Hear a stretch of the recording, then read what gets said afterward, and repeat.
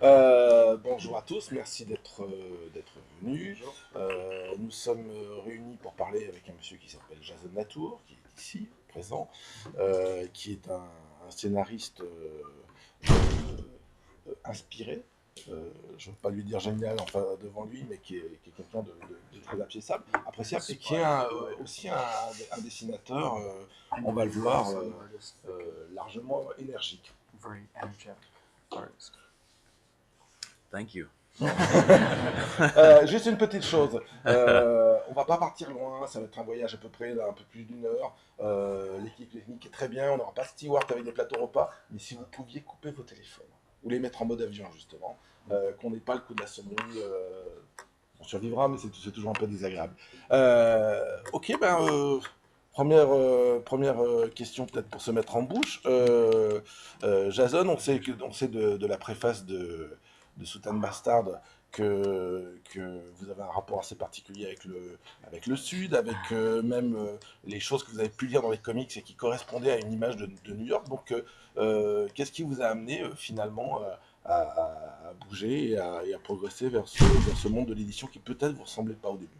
Oh, okay, so we know from the introduction to Sound Bastard that you have a certain relationship with the South of the U.S. Yeah. And after having a lot of your stories set in New York, what made you change and what's special about this project?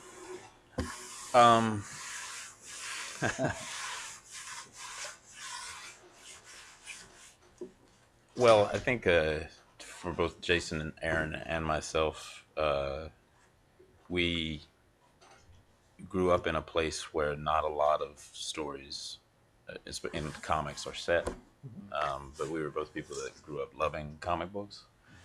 So the comic books that we fell in love with were always set in, they were usually superhero comics that were set in New York. So when I work on something like Spider-Gwen, like that's my love letter to both like the superhero comics I was raised on and New York City, because I lived in New York when I got a little bit older. But something like Southern Bastards is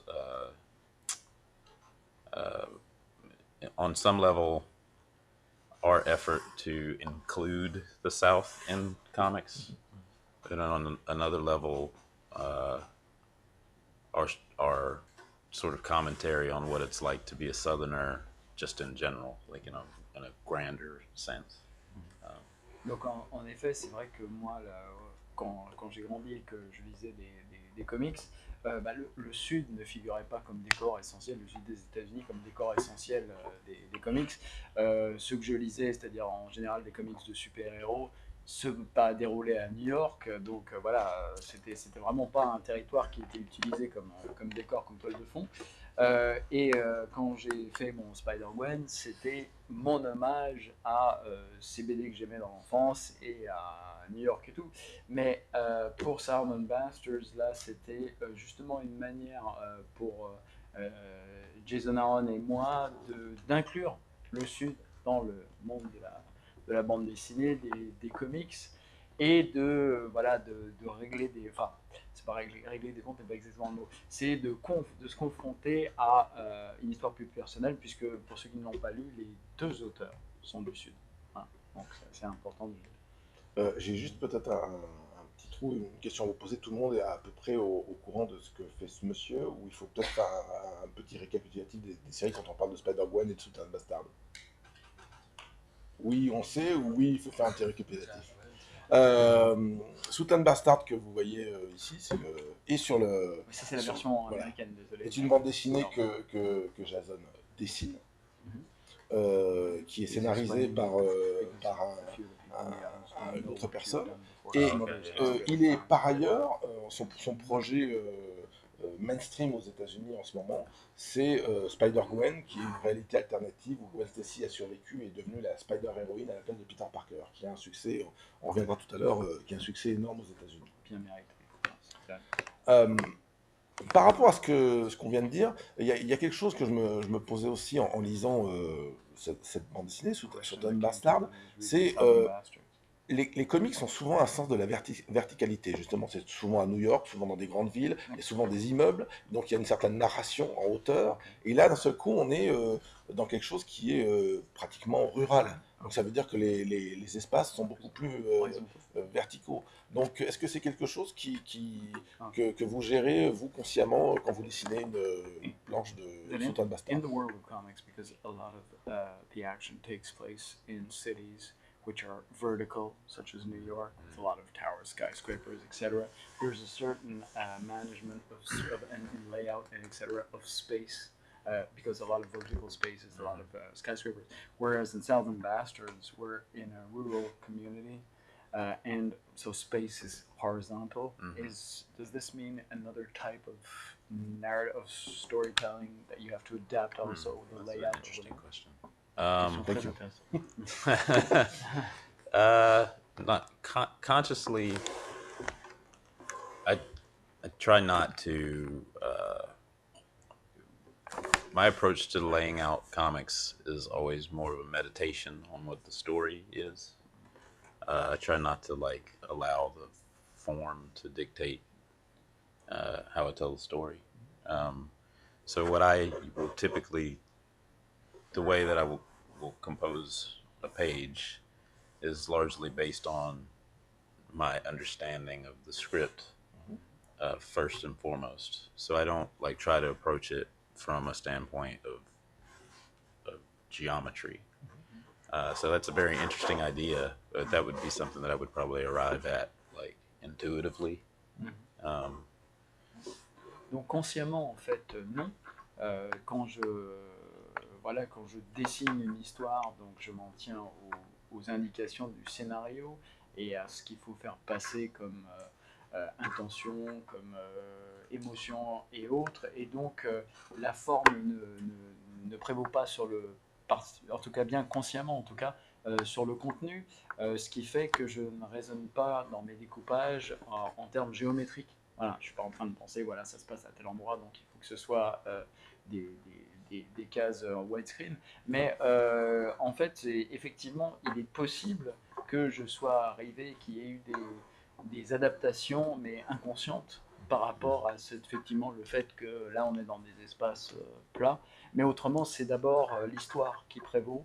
Avant, donc c'est pas le fait que ça se passe ou pas dans une grande ville ne change pas tellement ma façon d'écrire ou de dessiner. Les habitants du Sud, les rednecks, sont finalement... I knew that word. Okay. Sont finalement assez peu présents dans les comics, et quand ils sont présents, c'est rarement sous un jour positif. On ne peut pas dire que Sultan Bastard donne envie d'aller passer ses vacances là-bas. Donc est-ce qu'à un moment ils ont envie, lui et son partenaire, de venir vers quelque chose peut-être qui serait un peu plus sympathique pour cette région? Ça ne prend pas le chemin. Mais yeah, so the question is, now this is him. Okay, he said the Southerners, rednecks. Okay, aren't very often portrayed in comic books or actually in any other form of entertainment under a very positive aspect. Yes, okay, and that when you read Southern Bastards, it does not really make you feel like you want to take a vacation in the South. And now, is this something you'd like to actually change in a way to make the people from the South look more positive and... Well, I still live in the South. So I'm going to be very careful with what I say. Right. Donc je vis encore dans le Sud, hein, donc je vais faire gaffe à ce que je dis. Sorry. Jason and I are very, very aware of how unflinching we can be in terms of our critique of our own people. But I think that I always say that this is not a realistic comic book. It is any kind of realism in any story is sort of something that you cage in an artifice, you know. And with this, there is no county in the world that is this bad.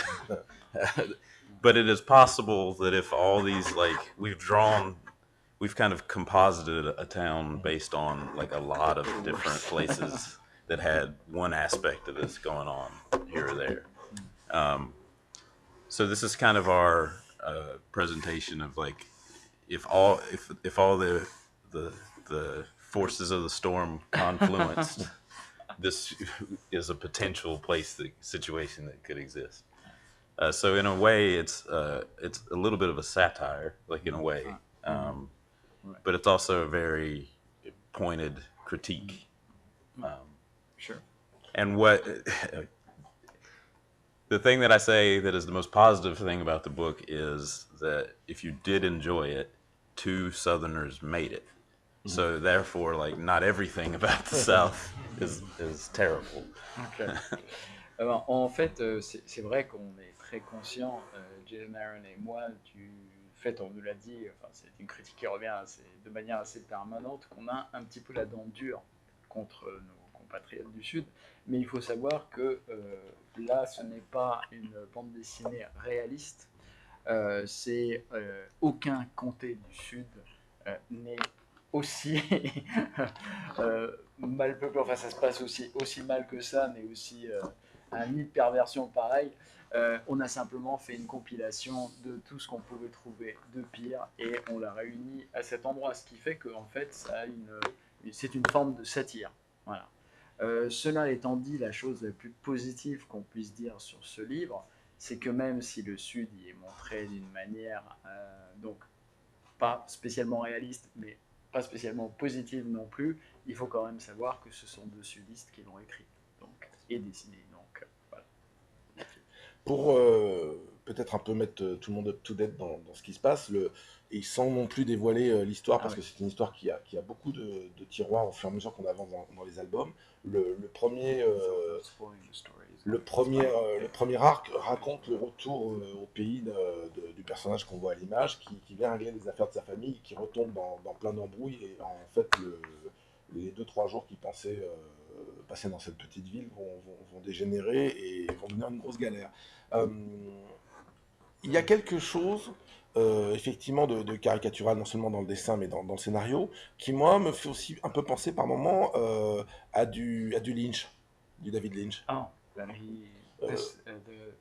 Attends, juste pour finir, qui serait peut-être même à mi-chemin entre David Lynch et la saga arthurienne, c'est-à-dire que le bâton qu'on voit à l'image, c'était un bâton utilisé avant par son père, qui cherche pendant une partie de l'album, et qui finit par retrouver dans des circonstances que je ne veux pas dévoiler, mais ça fait vraiment la découverte d'Excalibur quelque part. Donc je me demandais s'il y avait quelque chose là aussi de calculé, ou si on était purement dans l'intuitif. Oh, okay. So when he read Southern Masters, with its a bit not extremely realistic, a bit over the top narrative, that there's also in the form of a caricature or let's say of exaggeration of certain defects, and in the whole storyline, that it's reminiscent for him of both David Lynch and the Knights of the Round Table, as if the big stick would be an Excalibur of sorts. Is that intentional, unconscious, or whatever? It's definitely intentional. One of the aims of the book from a storytelling method is that the South sort of has a reputation in a lot of different ways. And one of those reputations is we have a mythology that's very unique to like our region of the country. So there's things like deals with the devil and, a lot of cool stuff that you've seen. And it's actually kind of the formative seeds of like things like it's in a lot of rock and roll, Southern blues and stuff like that. So we knew that there was an aspect of the story that needed to have at least the potential to be interpreted as supernatural. It's up to you as to how much of that you see in it or don't see in it. Alors évidemment oui, c'était intentionnel, mais ce qu'il y a, c'est que c'est à vous, lecteurs, de juger ce que vous y trouvez. Il est certain qu'il y a une mythologie du Sud avec tout un côté surnaturel qui est à la base justement de ce que vous trouvez de l'énergie et de la noirceur que vous trouvez dans le blues ou dans le rock, et qui voilà, fait partie de cette région des États-Unis. Maintenant, et évidemment, il y a des éléments de cette mythologie qui sont distillés dans le comics, mais après, c'est à vous de voir ce que vous allez y mettre ou pas, mais c'est certain que cet arrière-plan est présent. And in particular, a big part of our mythology is the Christian church. So like belief in God. So that actually plays a big part in the book. We go back and forth. Jason and I are, neither one of us are particularly strong religious faith, but we've decided that, we talked about it the other day, that there probably is a God in our comic. He's just an asshole. Yeah. Donc, en fait, et puis un élément prépondérant, enfin un élément dans la culture du Sud qui est prépondérant, c'est la foi chrétienne. Et bien que Jason, Aaron et moi ne soyons pas forcément des gens qui ayant une conviction religieuse très profonde, on a décidé qu'il y avait, on en a parlé récemment, qu'il y avait bel et bien un dieu dans notre comics. Le fait est que simplement que c'est un trou du cul, mais en dehors de ça, voilà, il y a cet élément qui est présent. J'ai pas fait politiquement correct.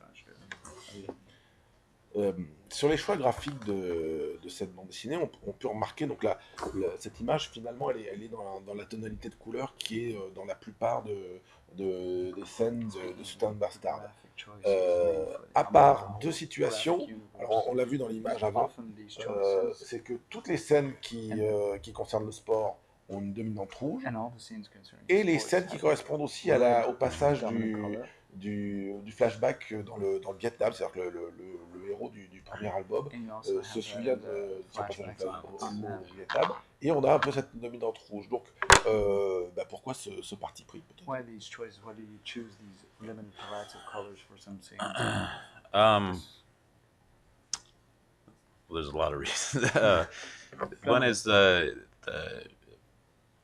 conceptually, I just felt like red was very similar thematically to what we were dealing with, and that red is a color that's very striking and immediately like evocative of something, and that you have to work to add subtlety to red, like to find nuance in it. Also, you know, it links with, it has a temperature to it, and a lot of the memories and flashbacks of things or immediate actions that are violent, you know, they're sort of like supposed to be like overwhelming. There's violence? So there's a sort of, it's to link people's point of views together. Ouais. Okay. Donc en fait, le rouge correspondait sur le plan thématique exactement à ce qu'on voulait faire. Et le rouge est une couleur qui est brutale, qui est chaude, qui a une température, qui est immédiatement une couleur évocatrice. Après, c'est une couleur qui manque peut-être de subtilité, à laquelle il faut apporter des nuances. Et donc, effectivement, pour les scènes de flashback ou les quelques rares scènes de violence, non, je plaisante, les quelques scènes de violence qu'on trouve, de violence immédiate qu'on trouve dans le livre, cette dominante effectivement ressort, et bien entendu, c'est un choix à la fois esthétique et narratif, bien voulu. Est-ce que dans la bande dessinée américaine d'aujourd'hui, le ressort de la violence, c'est encore quelque chose qui déclenche une sorte de censure ou d'autocensure? Est-ce que vous vous limitez dans le niveau de violence que vous êtes prêt à mettre dans vos bandes dessinées, que ce soit celle-ci ou d'autres? Donc à la fois la censure extérieure et la censure aux autocensures.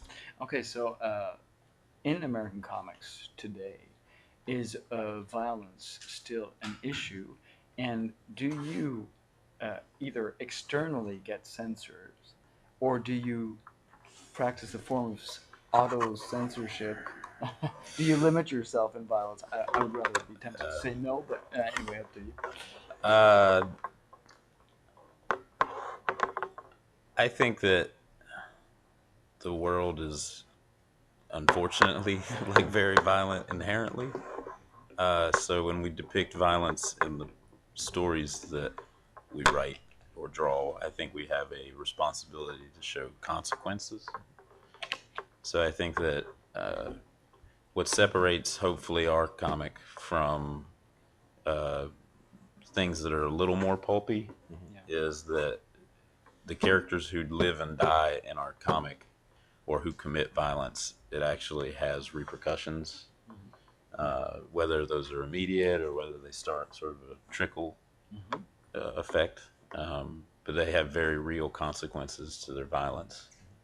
Bah, en fait, oui, le principal dans la violence qu'on trouve dans notre comics, c'est que contrairement à des comics qui sont un peu plus pulp, c'est-à-dire où la violence est plus graphique peut-être et gratuite, voilà, les personnages qui subissent ou qui génèrent de la violence dans notre comic book doivent faire face à des conséquences. Voilà. Il y aura des répercussions, qu'elles soient immédiates ou que ça commence une sorte d'effet sur le long terme et que le châtiment ou autre va arriver un petit peu plus tard. Mais en tout cas, ce n'est jamais une violence gratuite sans conséquence. Quoi. Ça, c'est le plus important pour nous.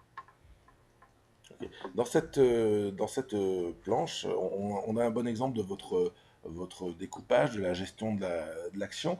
J'aurais voulu savoir un peu quels sont finalement les dessinateurs un peu les plus emblématiques pour vous qui ont pu inspirer vos débuts ou auxquels vous pouvez faire référence. Okay, in this page we see an example of your layout, and the question was, who are the artists who eventually influenced you along the way, from the beginning of your career to now, that you would eventually have drawn inspiration from? Nobody. Yeah. Walt Disney. Yeah, God.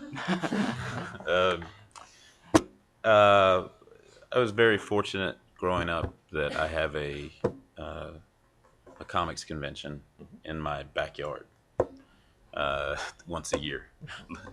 We have a comics convention called Heroes Convention that takes place in my hometown, and it's a very art-driven convention. So as a very young kid, I got sort of informal art training from like hundreds of different American cartoonists. So I'm very indebted to all those people. And then just in terms of like books, I'm very much a product of my environment and my age group. So there was a lot of sort of, late 80s. The late 80s in America were a time when you still sort of had cartoonists or cartoonist teams working on superhero comics.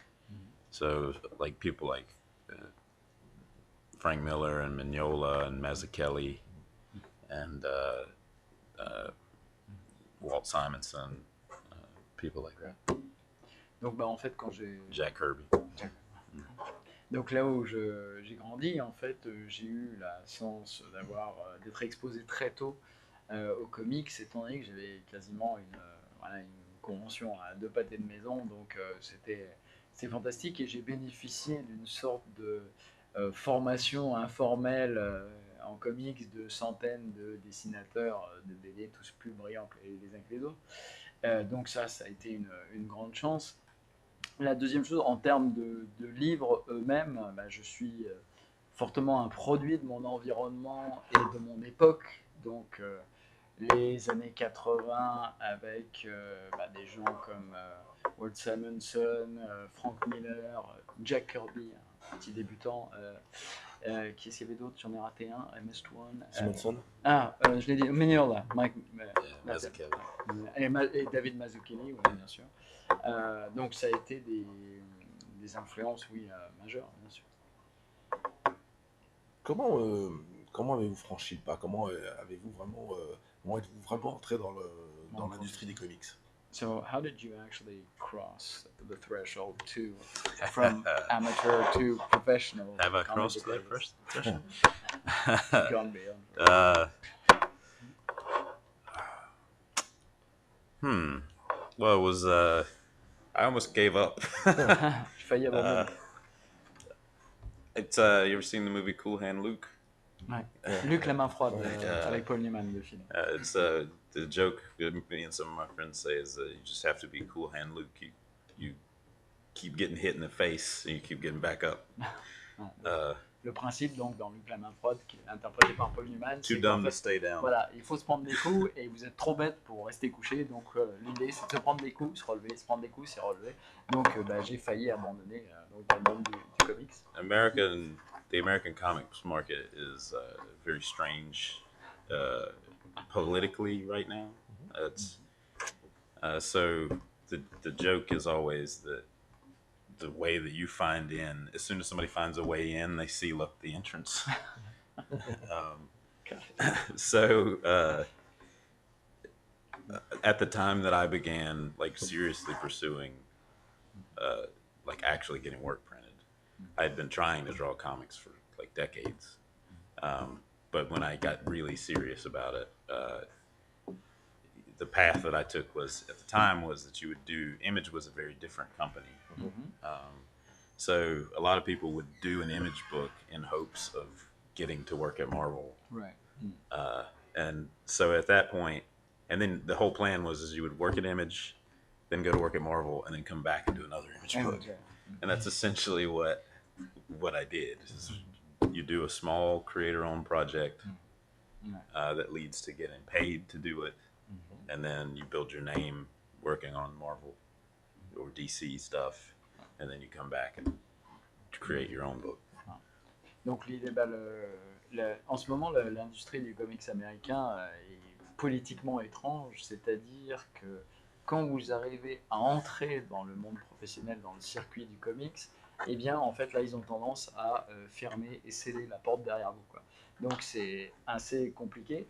La manière que j'ai eu de m'y prendre, c'était la manière de l'époque, c'est-à-dire où Image était une compagnie vraiment radicalement différente et où on faisait un creator-owned, un livre donc indépendant pour lequel on se faisait payer chez Image, donc, et ensuite on passait chez Marvel où sur des séries de super-héros, on allait se faire un nom et avoir une sorte de reconnaissance, puis après on retournait chez Image, faire un autre bouquin plus personnel, quoi. Donc c'est comme ça que je m'y suis pris en tout cas à l'époque. C'est-à-dire que pour schématiser, en gros, le premier bouquin chez Image, c'est de l'autoproduction, ils se payent pas vraiment, et il y a un effet de billard à trois bandes qui fait qu'une fois qu'ils ont un nom chez Marvel, ils peuvent revenir faire un livre chez Image, mais comme ils sont célèbres, ce livre-là est beaucoup plus rentable. Ok. Et donc,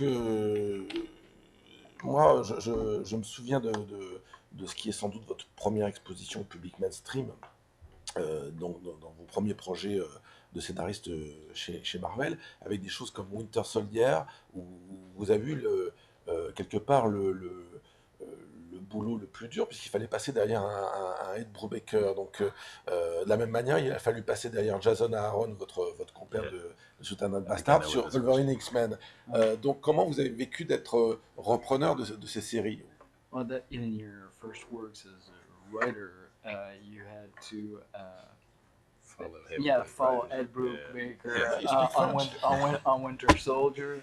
And the same thing with Jason Aaron on X-Men. Was it? Wolverine, yeah. And so, how did you actually react to that, having to follow in the footsteps of these quality? If you're very lucky, you will have to follow in the shoes of people who are very good. Voilà.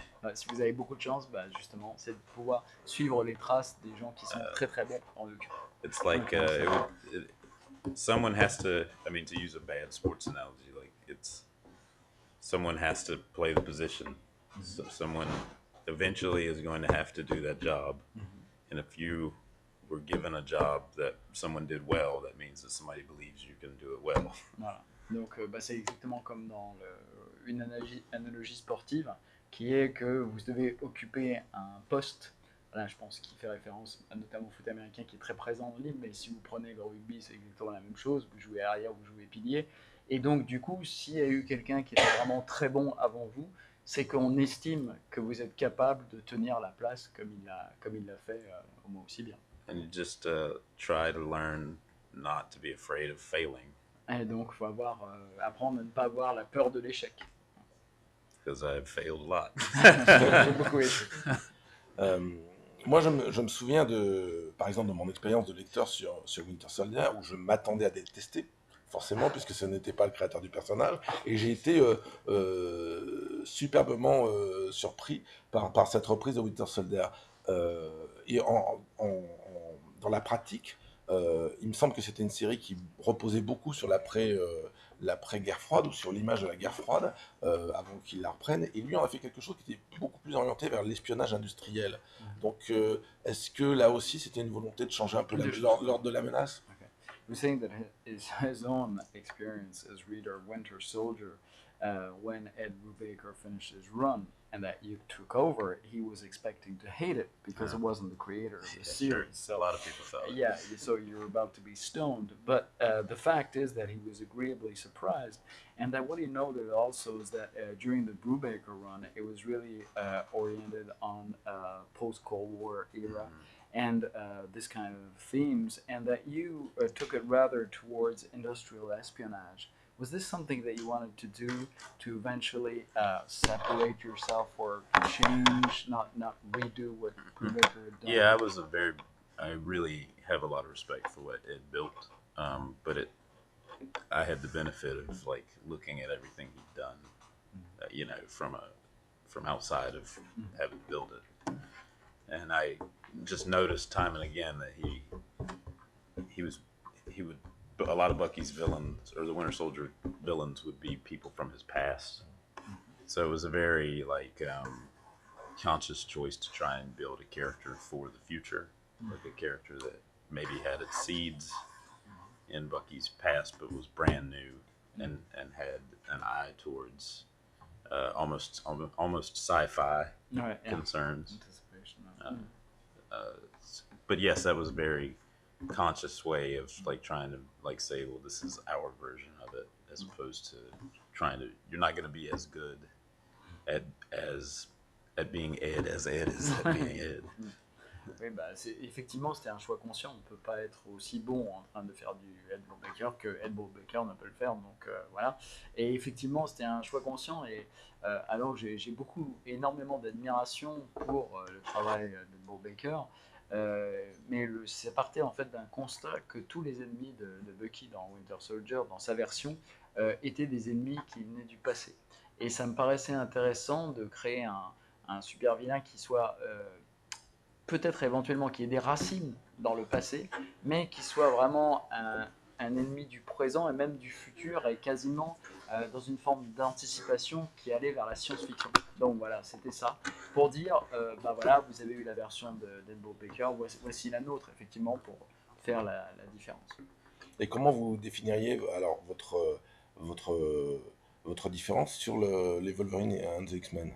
Oh, and what about Wolverine and the X-Men? How would you define the different input you gave on that one? That was a very difficult project. Just a very trying time creatively. So there's a lot of work in that volume that I'm very proud of, but also a lot of it that I think could have been a lot. The initial idea was changed due to, macro conditions at Marvel. Okay. For example, they killed Wolverine. So that really changed a lot of what I wanted to do very quickly. But that's the job. Sometimes that happens when you're working at Marvel. En fait, c'est une série très, très compliquée à faire, très difficile, et il y a des choses, j'aurais aimé qu'elle tourne autrement. Notamment le script a évolué, dû notamment à ce qu'il appelle des conditions macro, c'est-à-dire des petits changements dans l'univers Marvel. Ils ont tué Wolverine quand même, donc ça devenait un petit peu gênant. Mais en dehors de ça, mais c'est vrai que c'était un projet et une époque particulièrement difficile pour moi. Et une autre époque est peut-être plus facile, c'est-à-dire qu'il y a quelque temps, vous avez créé, je crois pratiquement par accident, un personnage qui s'appelle Spider-Gwen, Et cette expérience-là a débouché sur un vrai succès de personnage. Je crois que c'est la première fois depuis très longtemps, peut-être une décennie, qu'un personnage Marvel a autant de succès. Donc, qu'est-ce que vous pourriez nous raconter de cette invention, de cette réinvention? Well, that a few years, the fact is maybe under more easy conditions for you because you recently, well, a few years ago, created Spider-Gwen almost by accident, it seems. Yeah. And that there hasn't been such a successful Marvel character for ages. And so, how did you actually live that adventure? How did that go? A lot of what led me to create Gwen was directly out of my frustration with the way Wolverine kind of ended. When you write a team comic book, a lot of times you're a much smaller piece of the puzzle. And I felt like I learned a lesson with X-Men in that I feel like I'm at my best when I'm trying to create entry points for people rather than service even my own fandom of a character. Okay. So X-Men, I was a very big X-Men fan my whole life, and so I was very eager to take over X-Men because I'd lived with those characters for a long time, and I think the weakness of my run on X-Men was that I was too in love with X-Men. Yeah.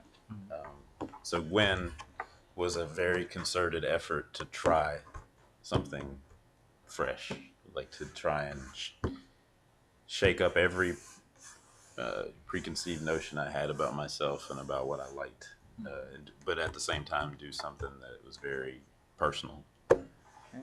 Ben, en fait, le Spider-Gwen trouve carrément sa jeunesse, ses origines dans ce que j'ai vécu sur Wolverine et sur la fin que je n'ai pas aimé. Et il est très possible que mon run sur ma participation à X-Men a été en quelque sorte parasité par le fait que j'ai toujours été un immense fan des X-Men. Et qu'en fait, je me suis aperçu que j'étais bien meilleur quand je n'essayais pas, avec une sorte d'esprit de fan, de prendre une série que j'aimais, une mythologie que j'aime et d'écrire une histoire dessus, et que je suis bien meilleur lorsque j'écris pour offrir des points d'entrée, des points d'intrigue. Et donc Spider-Gwen a été cette tentative de mettre absolument tout à plat, sans idée préconçue de départ, de secouer un peu toute cette mythologie et créer quelque chose sur de nouvelles bases. Donc ça a été une aventure, mais effectivement en réaction sur la série précédente. It's taught me a lot about myself to have, if you look at my bibliography, like all of my early work is crime fiction, espionage, and then the most popular thing that I've ever done is a girl in a band who gets bit by a spider. It teaches you that you are not your work, that your work is a conduit for who you are, and that you can be both of those things. And so, as different as Southern Bastards might seem from Spider-Gwen, they're very much both personal projects for me. And that was a very important lesson. So I tried to put a lot of myself and the things that I felt very personally about into Spider-Gwen. And I feel like maybe, I